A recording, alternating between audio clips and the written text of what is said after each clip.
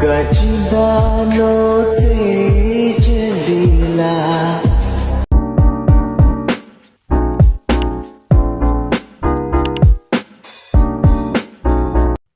guys, welcome back to my YouTube channel.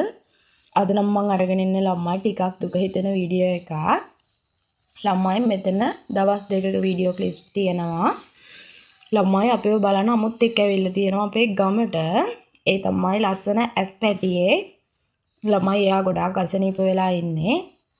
ඉතින් අපි එයාව බලන්න ගියා. මට හිතුනේ ඒ වෙලේ පොඩි vlog එකක් මේ ෂූට් කරන්න ඕනි කියලා. මොකද එතකොට අපිට එයාව මතක හිටිනවනේ හැමදාම.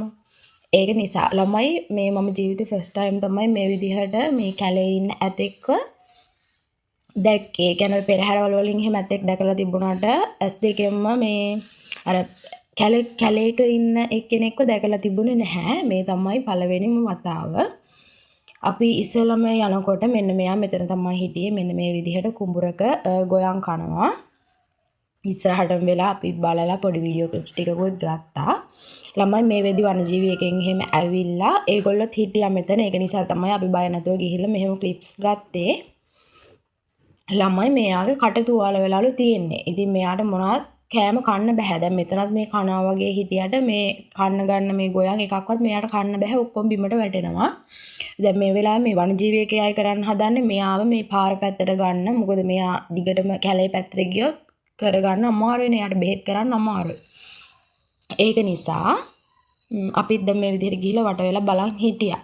මේ තියෙන ළමයි එදාම හවස කුමාරි වනජීවියෙක්ගෙන් මෙයාව පාර පැත්තට අරගෙන දැන් මේ වෙද්දි නම් මෙයාට බෙහෙතුත් කරලා තමයි තියෙන්නේ.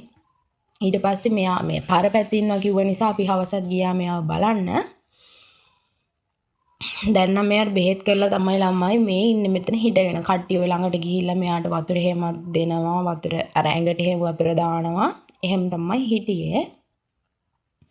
ඊට පස්සේ ළමයි දැන් මේ වෙලාවේ මෙයා හොඳට හිටියා. සාමාන්‍ය මෙයාට හොඳ වෙලා වගේ හිටියා හිටගෙන කෙලින්.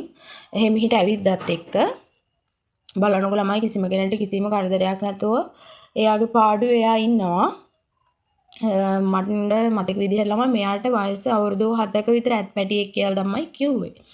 එතකොට මේ තියෙන්නේ දෙවෙනි දවසේ. එයාට ටිකක් අසනීප වුණා කිව්වා. ඉතින් ඊට පස්සේ අපිත් ගියා බලන්න.